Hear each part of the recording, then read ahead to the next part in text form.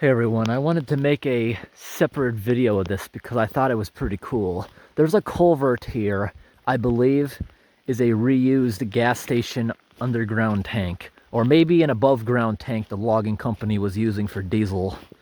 It's pretty cool. Right here, see all the debris. In the springtime, all that gets brought down. This whole place goes underwater. It crosses here.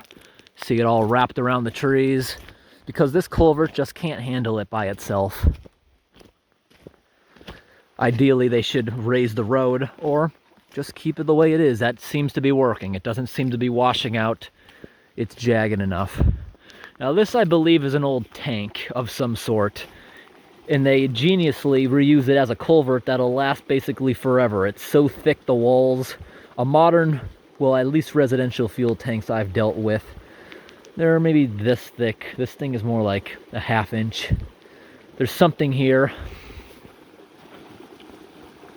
Maybe a leg, possibly a hook to move it, because this thing is almost upside down. That could have been a leg.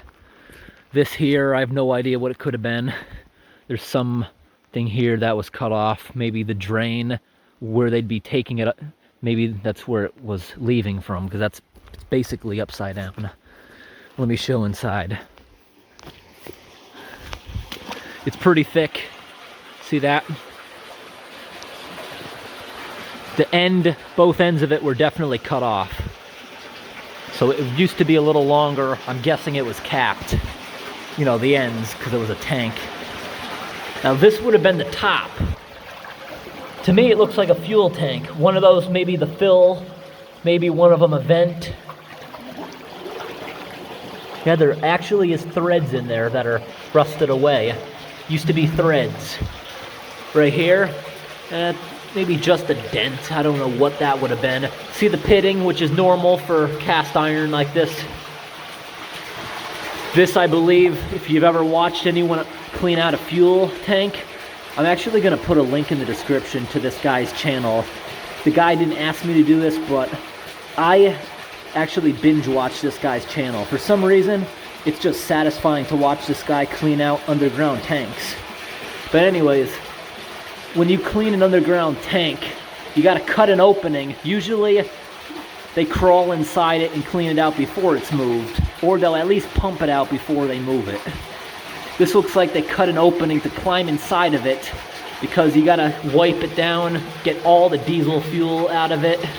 Then they sealed it shut to make it into a culvert. I bet you it's welded on the other side of this. Oh yeah, you can even see some of it coming through. But in here, this is why it makes me think it was a gas station tank. That's a pretty big cap, isn't it? It looks like whoever was cleaning this out was pretty big. They needed that hole to get in here. I think I could probably fit in that if this thing, because that would have been the top of it. I bet I could fit in there. I'm feeling. Just making sure water's not coming out of there, undermining this wall. But right here, what do you think this would have been? What are these brackets for? Is that just for strength? That's what I'm thinking. Here's something else, another hole. I'm thinking this is an underground tank. Oh, you see this is here? When it's raining on the street, a little bit of groundwater is getting through. No big deal. That's what that streak is. And it looks like a spider even made a house out of it.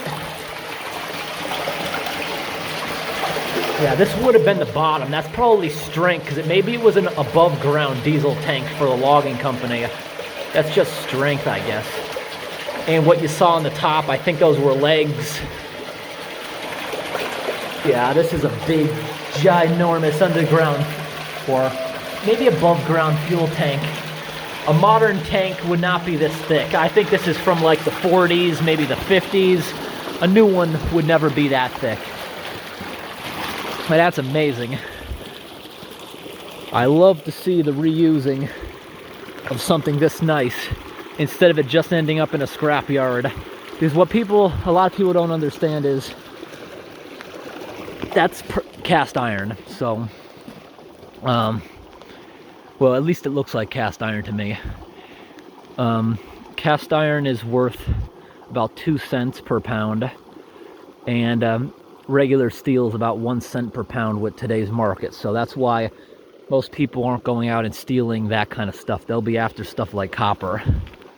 So it would cost more to actually put a culvert here than it would be to put this thing, which is built like a tank. It'll be here forever.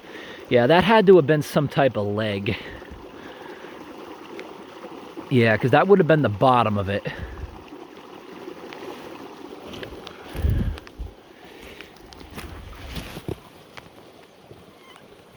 I'm looking for another one. I don't see one anywhere else. Really cool. Hope this was interesting. Something else I wanted to add. Another reason why that tank is so thick, you gotta think, way back in those days, gas stations weren't what they are today.